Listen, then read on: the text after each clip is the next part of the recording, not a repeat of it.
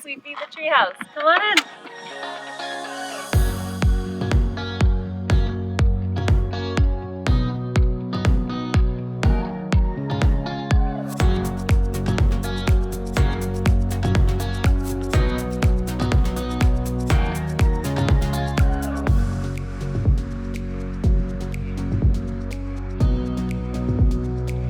My name's Ayana.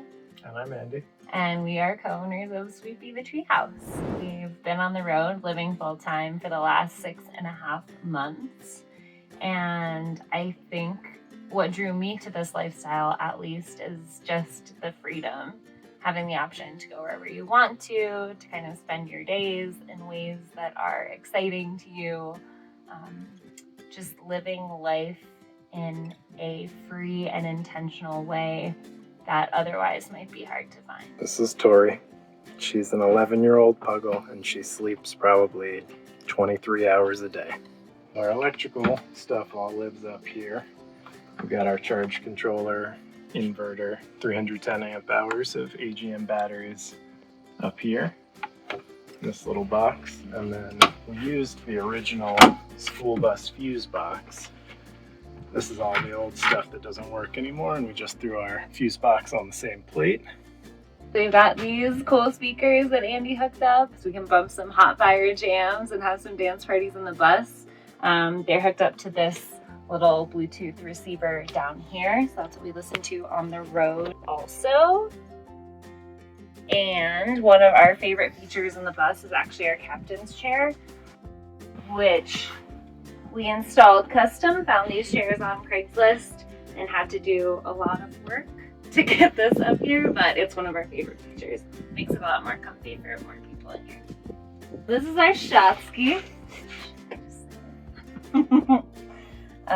Also good for having people over in parties because my name's Ayana and I like to party. This is our cubic mini wood stove. It is how we heat the bus and have cozy fires when it gets a little chilly. We did copper-coated aluminum on the back with little 1-inch ceramic spacers just to make sure we're super fire safe. Yeah, it's been pretty cozy. This is our kitchen. As far as appliances go, we use this 3-burner propane stove for our cooking. The propane in the back.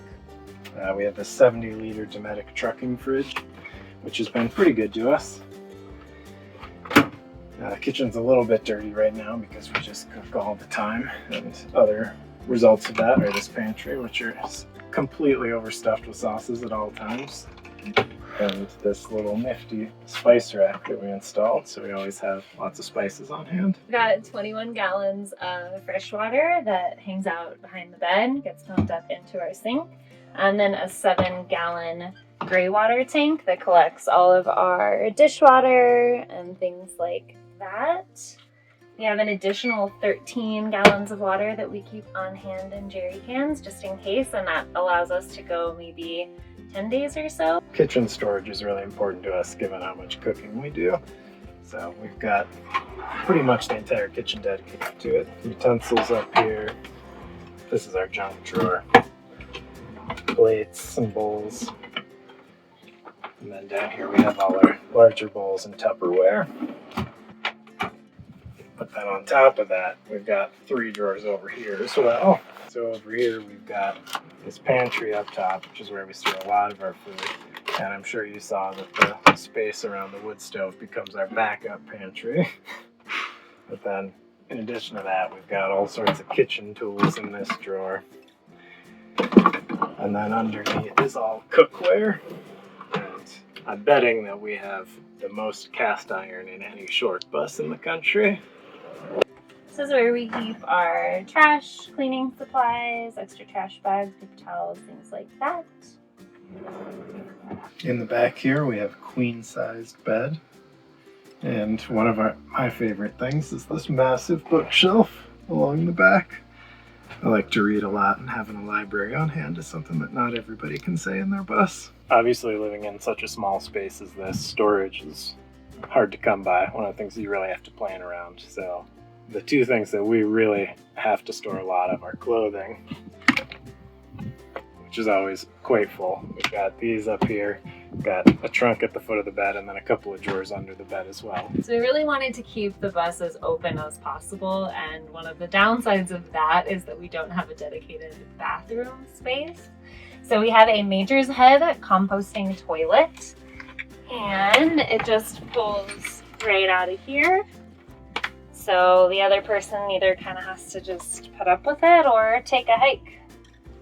This is our couch. We have a under bed heater AC unit so that if we are ever connected to shore power, we could run that and do some pretty serious climate control. And underneath the couch, we have additional storage, of course. So all of our outside stuff, backpacks, picnic blankets, workout stuff. And then this is the hobby space. So jewelry making, games, all of our photography stuff.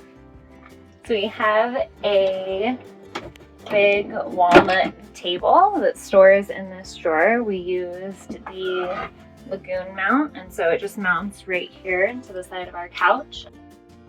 It was definitely a bit of a hassle planning for a table this long, storing it and everything, but it comes in so handy as extra counter space, or if both of us are working on laptops for jewelry making, all of that. It's been really awesome. Probably one of the first things that most people notice about our bus is that we don't have traditional bus doors.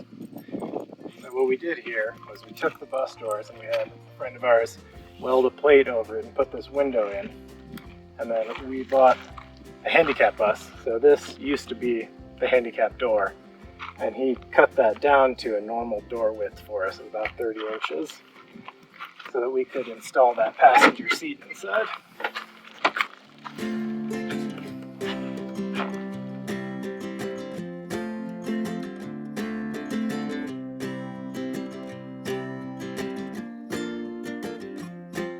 You can see we've got 300 watts of solar panels.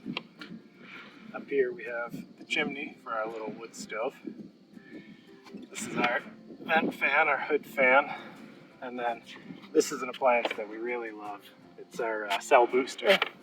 It has this antenna up here and a little repeater inside, and it has really given us signal in a lot of places where we wouldn't have it otherwise. It's been really important for working on the road. Alright, so we built this trapdoor in the deck so that we can open up the emergency hatch, pass things up, or in a pinch you can just hop down into the bus through this little trapdoor.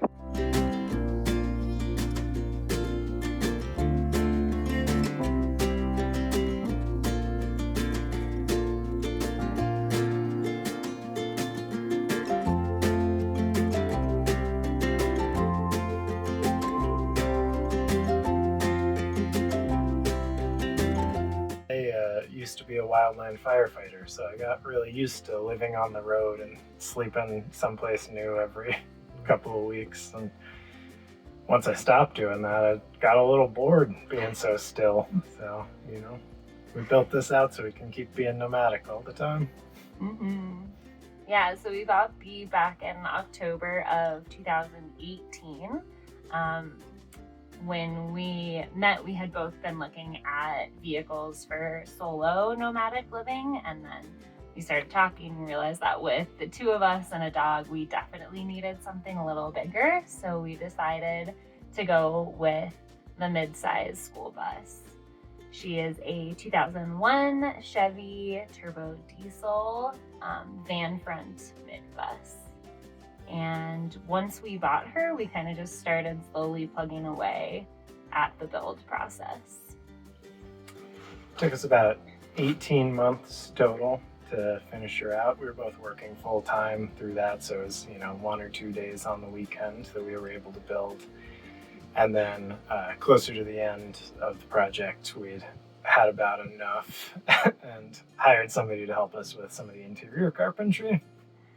Yeah, so we kind of had her finished right before COVID hit, and that put us back a little bit. We wanted to make sure that we were going to be responsible people living on the road, and so we took off finally October of last year and have loved it so far.